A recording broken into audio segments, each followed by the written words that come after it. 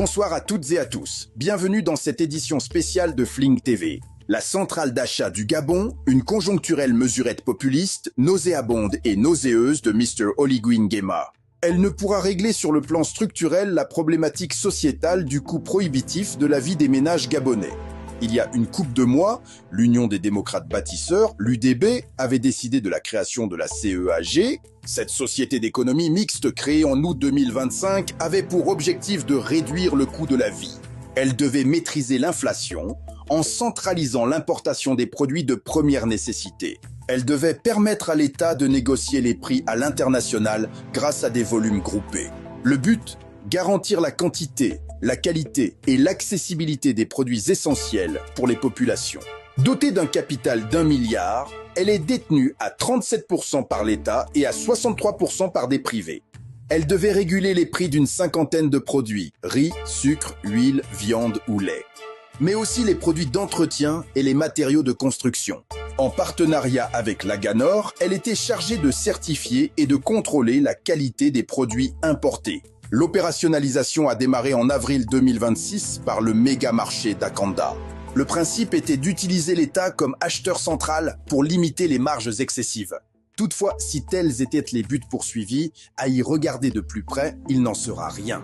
L'intervention de l'État dans un marché libre va vicier la vérité des prix et nuire à l'efficacité. Cela empêche l'optimisation des surplus et la maximisation du bien-être des ménages. Sans intervention, l'économie serait efficace en fonctionnant en plein emploi au coût le plus bas. C'est une conjoncturelle mesurette populiste qui ne diversifie pas structurellement l'économie. Le pouvoir préfère ignorer nos conditions pédoclimatiques et nos ressources halieutiques. Il préfère paupériser les populations pour les rappeler tels des mendiants à la centrale d'achat. C'est un approvisionnement humiliant en produits de première nécessité, légitimés par leur mauvaise qualité. Cette structure nécessite une bonne qualité institutionnelle et une lutte réelle contre la corruption. Or, le Gabon brille par des indices de transparence et de gestion publique catastrophiques. Son indice d'efficacité gouvernementale est de 32, celui des infrastructures de 31,1 seulement. Que faut-il attendre d'une telle structure, si ce n'est le même pillage que par le passé ? On assiste au même mécanisme criminel de rachat par les hiérarques du système en place. L'État ne détient que 37%. Derrière les 63% privés se cacherait une mafia organisée au sommet. Les bénéficiaires sont les big men et women du clientélisme caché derrière les partenaires privés. En résumé, cette centrale n'est qu'une mesurette qui ne réglera rien sur le plan structurel.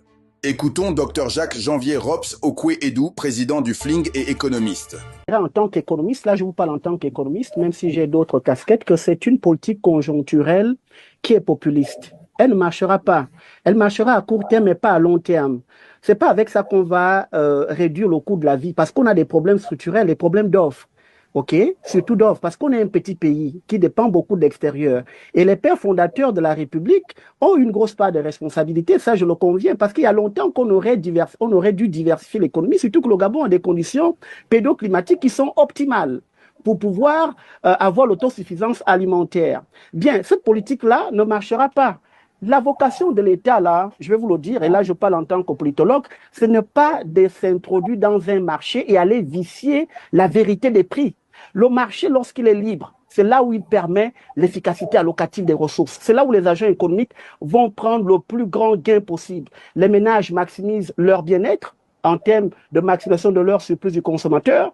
Les producteurs maximisent leur profitabilité.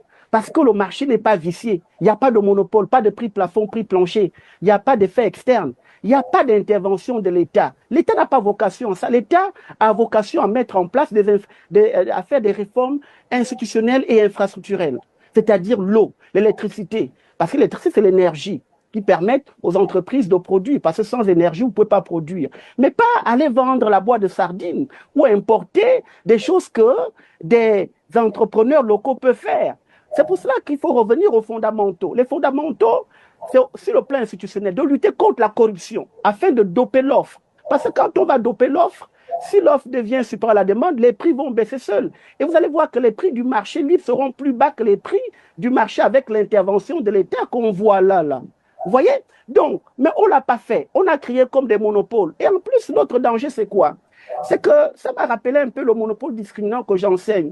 Quand un monopole fait de la discrimination par les prix, il arrive souvent qu'il y a des tricheurs qui vont aller acheter au prix bas que l'État va vendre pour aller vendre au plus haut. Et je l'ai vu parce qu'à Bitam, il y a des gens qui se plaignaient. Ils disaient que je ne citerai pas la nationalité parce que moi, je ne suis pas dans la xénophobie comme la constitution d'Oligui ou son code électoral. Mais ils disaient quoi? Ils disaient qu'il y avait des commerçants étrangers qui étaient allés acheter les produits de la centrale d'achat pour aller revendre leur boutique à un prix plus élevé. Et c'est ça l'effet pervers du monopole discriminant. Parce que le monopole discriminant, c'est de vendre un même bien, mais à des prix différents selon la capacité d'acheter du consommateur. Donc, vous ne répondez pas à ma question pour finir. Qui profite la centrale d'achat? Ça, c'est la deuxième question. J'arrive, je suis encore dans la première. Donc, voilà les deux effets pervers que moi, je vois là-dedans.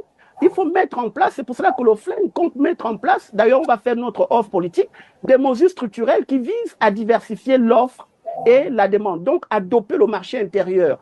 Ce qu'on appelle des politiques de développement auto-centré, de développement du marché intérieur. Maintenant, qui profite? Mais il faut aller voir qui est actionnaire, qui est dans le capital.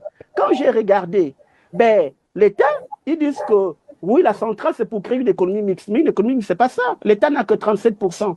L'économie mixte, c'est 50-50. C'est quoi leur modèle d'ailleurs? Je ne sais pas.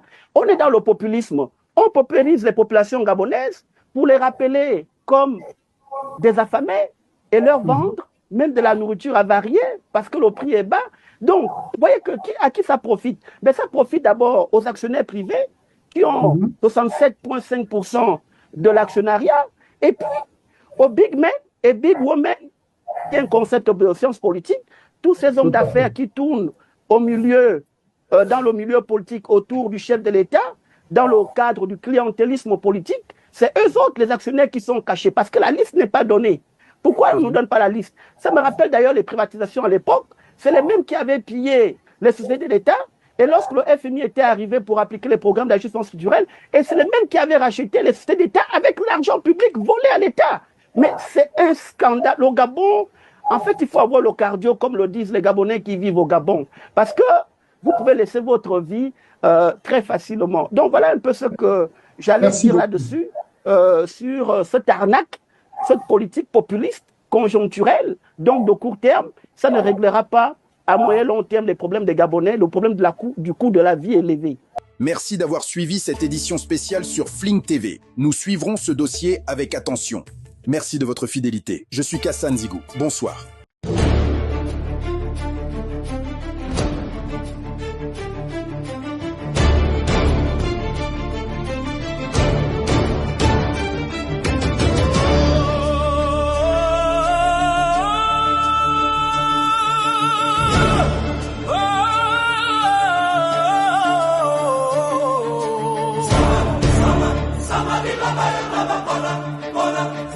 Baba,